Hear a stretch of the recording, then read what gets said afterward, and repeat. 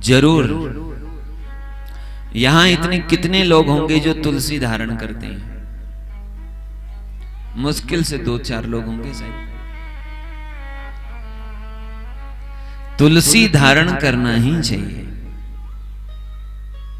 बल्कि तुलसी प्रसाद में डाल के ही, भोजन में डाल के तुलसी तब ग्रहण करना चाहिए। लेकिन ऐसे नहीं कि तुलसी किसी में भी डाल दोगे, नहीं। जिसमें तुलसी पड़ जाती है वो भगवान को समर्पित हो जाती है। जिस गले में तुलसी पड़ गई वो भगवान को समर्पित, जिस भोजन में तुलसी पड़ गई भगवान को समर्पित। इसीलिए तुलसी भी वही भोजन में डालना है जो भगवान को समर्पण करने के योग्य हो। ऐसा नहीं कि प्याज लहसुन डाली है भोजन में और वो भी उसमें भी तुलसी डाल रहे हो। ऐसा नहीं कि कुछ और चीज पी रहे हो और उसमें तुलसी डाल रहे हो। नहीं, तुलसी का सेवन केवल तभी करना चाहिए जब भगवान को अर्पण करने योग्य भोजन हम पाते हैं, क्योंकि वो भगवान को समर्पित होगी। अब तुम सोचोगे कि भाई प्याज भी नहीं खाना है, लहसुन भी नहीं खाना है, ऐसी भक्ति कैसे चलेगी? बाकी चीज तो दूर रही। तो जब इतना तुम छोड़ नहीं सकते, प्याज नहीं छोड़ सकते, लहसुन नहीं छोड़ सकते, मांस नहीं छोड़ सकते, जब इतना त्याग नहीं कर सकते हो, फिर भक्ति कैसे करोगे? बताइए। इतनी छोटी सी चीज यदि हम नहीं छोड़ पाए तो भक्ति कैसे करेंगे? जीवन की सर्वोत्तम उपलब्धि भक्ति, मानव जीवन की सर्वोत्तम उपलब्धि भक्ति, और वो भक्ति के लिए हम इस छोटी मोटी प्याज लहसुन जैसी चीज नहीं छोड़ सकते।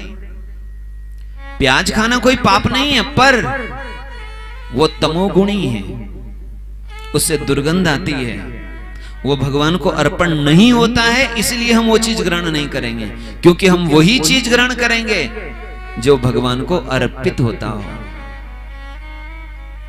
हम लोग तुलसी पहनी है, फिर भी यहां कंठी पहनते हैं। क्यों कंठी पहनते हैं? भाई हर चीज भोग लगा के पाई जाती है, पर कहीं रास्ते में जा रहे हैं और रास्ते में चलते चलते कुछ पा लिया, तो वो तो हमने भोग लगाया नहीं, वहां तुलसी का पत्ता लाएंगे कहां से? तो फिर हमारी कंठी है ना, हमने भोग नहीं भी लगाया, कुछ पा लिया ना, तो वो जैसे ही गले पे उतरेगी वैसे ही भगवान, वो कंठ में क्या होगा? स्पर्श होगा कि नहीं? भोजन जो अंदर जाएगा कंठ में स्पर्श हो गया। तुलसी महारानी का स्पर्श कंठ में है, और वो कंठ का स्पर्श भोजन से हो रहा है, भगवान को समर्पित हो गया।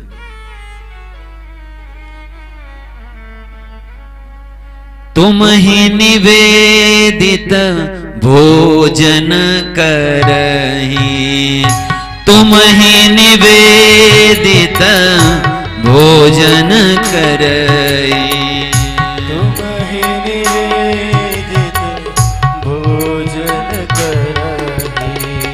प्रभु प्रसाद पट भूषण धरहि, प्रभु प्रसाद भूषण धरहि।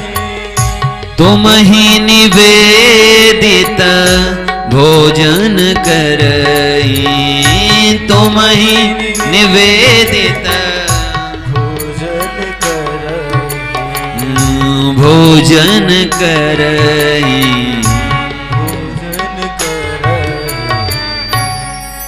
भगवान के जो भक्त होते हैं वह तुम ही निवेदित भोजन करहि, भगवान को अर्पित करके भोजन करते हैं। अब कुछ लोगों की समस्या यह है,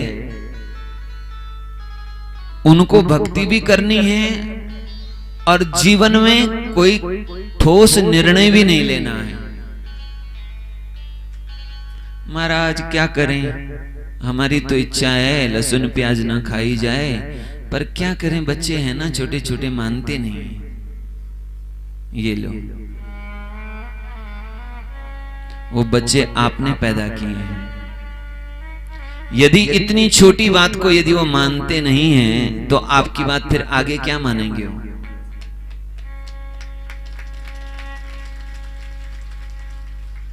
मैं ये बात सबके लिए नहीं कह रहा हूं, उनके लिए कह रहा हूं जो जिनको समझना है वो समझ गए। इसीलिए यदि भक्ति आपको करनी है तो निर्णय भी आपको ही लेना पड़ेगा, क्योंकि जीवन आपका है, दूसरे का जीवन वो जाने। हां, ये बात समझनी चाहिए। अच्छा हो कि प्यार से ही लोग ये करें, चलो हम भी ऐसे रहें, हम भी वही चीज ग्रहण करें जो भगवान को अर्पित की जाए, तो जीवन कितना आनंदमय, कितना सुखमय होगा बताओ।